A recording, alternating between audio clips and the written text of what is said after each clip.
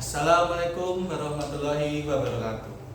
Yang saya hormati Ibu Suminingsi SPD selaku Guru Bahasa Indonesia kelas 12 IPS 2 dan teman-teman kelas 12 IPS 2 yang saya banggakan.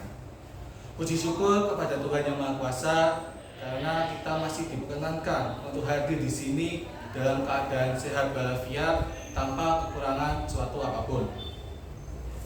Hadirin yang berbahagia, perkenalkan, saya Safwan Haris dengan absen nomor 27. Saya di sini akan membacakan pidato dengan judul Esensi Pemilu. Pemilihan umum atau pemilu secara esensi merupakan proses pembelajaran dalam rangka pendewasaan bangsa. Pemilu juga membentuk ujian bagi seluruh elemen bangsa mengenai seberapa jauh nilai-nilai demokrasi telah menjadi bagian dari jati diri bangsa Indonesia.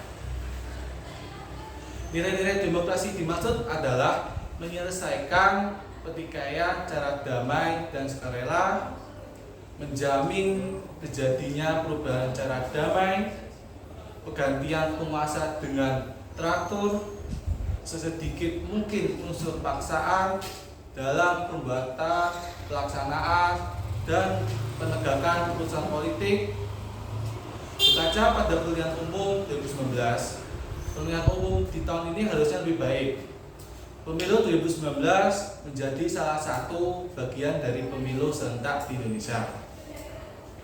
Selain memilih presiden dan wakil presiden, pemilu 2019 juga memilih anggota DPR, DPD, DPRD provinsi, dan DPRD kabupaten ataupun kota.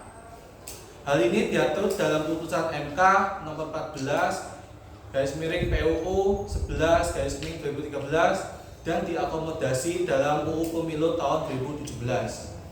Penyelenggaraan pemilu serentak 2019 bertujuan agar lebih efisien baik dari sisi waktu juga anggaran dana. Dapat dikatakan pemilu 2019 menjadi pemilu yang tidak mudah bagi pemilih karena harus menyiapkan waktu yang lebih lama di dalam bilik suara untuk memilih 5 wakil rakyat sekaligus dalam satu waktu.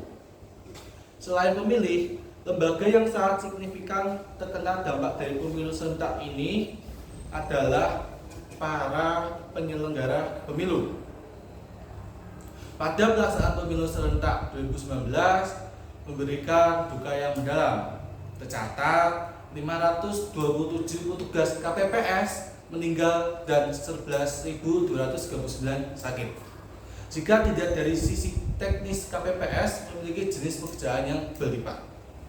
Hadirin yang berbahagia, pemilihan umum presiden Indonesia tahun 2024 disebut juga Pilpres 2024 adalah pemilihan umum kelima di Indonesia yang bertujuan untuk memilih presiden dan wakil presiden Republik Indonesia. Pemilihan ini dilakukan untuk menentukan pemangku jabatan presiden dan wakil presiden untuk masa bakti 2024 sampai 2029 dan akan dilaksanakan pada hari Rabu 14 Februari 2024. Pemilihan ini menjadi kontestasi politik untuk memilih presiden baru menggantikan Bapak Joko Widodo yang purna tugas dari jabatannya setelah menjabat 2 periode sebagai presiden dan tidak dapat mencalonkan diri lagi berdasarkan konstitusi. Pemilihan umum ini akan dilaksanakan dalam waktu yang bersamaan dengan pemilihan umum anggota DPR RI, DPD RI, DPRD provinsi, dan DPRD kabupaten maupun kota di seluruh Indonesia. Pemilihan umum presiden dan wakil presiden diatur dalam pasal 6A dan pasal 22E Undang-Undang Dasar Negara Republik Indonesia tahun 1945.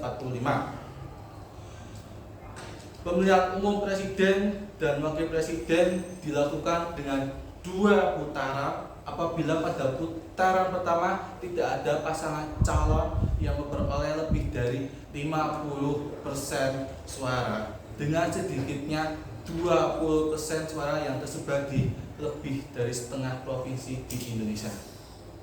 Hingga saat ini pemilihan umum presiden dan wakil presiden 2 putaran hanya pernah terjadi pada pemilu presiden tahun 2004. Hadirin yang berbahagia, saat ini KPU telah menetapkan 3 pasangan calon presiden dan wakil presiden dalam pemilu tahun 2024 ini, yakni pasangan pertama yaitu Anies Rashid Baswedan dengan Muhaimin Iskandar, pasal nomor 2 yaitu Prabowo dengan Gibran Raka, dan pasal 3 yaitu Ganjar Pranowo dan Mahfud MD. Ketiga pasangan calon ini telah memenuhi ketentuan pasal 220 Undang-Undang Nomor 7 2017 yang dimana partai politik atau gabungan partai politik bisa mendaftarkan bakal pasangan calon, yaitu telah memenuhi ketentuan 25% kursi di DPR atau 25% suara sah secara nasional. Hadirin yang berbahagia, seluruh elemen masyarakat harus terlibat dalam menciptakan pemilihan umum 2024 yang berkualitas, aman, dan damai.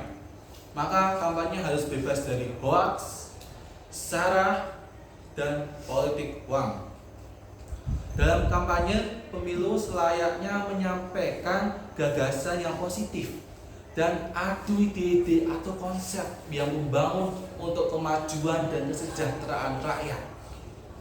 Bukan dijadikan ajang saling menyebarkan kebohongan dan kebencian. Hadirin yang berbahagia, kita turut memastikan bahwa seluruh unsur yang terlibat dalam kegiatan kampanye politik dapat menjalankan perannya dengan tanpa mencederai harga diri dan martabat setiap pihak, termasuk lawan politiknya. Demikian pula sudah bukan saatnya masa kampanye diisi dengan kegiatan yang tidak produktif dan berpotensi menimbulkan keresahan di masyarakat.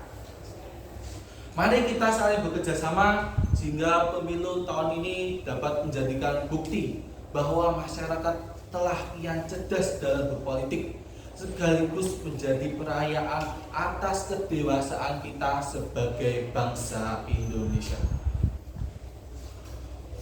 Hadirin yang berbahagia, mari kita semua ciptakan kondisi daerah yang kondusif dan stabilitas. Demokrasi ini harus menjadi pesta rakyat yang berkualitas untuk memilih pemimpin dan orang yang akan mewakili di legislatif yang amanah serta memperjuangkan kepentingan rakyat. Pada 14 Februari 2024 adalah hari saudara semua, milik rakyat Indonesia. Para calon presiden dan wakil presiden telah diberikan ruang dan waktu untuk melakukan kampanye secara adil. Kini giliran saudara-saudaralah yang memilih hak dan kesempatan untuk menjatuhkan pilihan secara bebas tanpa intimidasi dan tekanan dari siapapun. Oleh karena itu, sekali lagi gunakan hak pilih saudara dengan sebaik-baiknya. Sekian yang bisa saya sampaikan. Mohon maaf bila ada salah. Wassalamualaikum warahmatullahi wabarakatuh.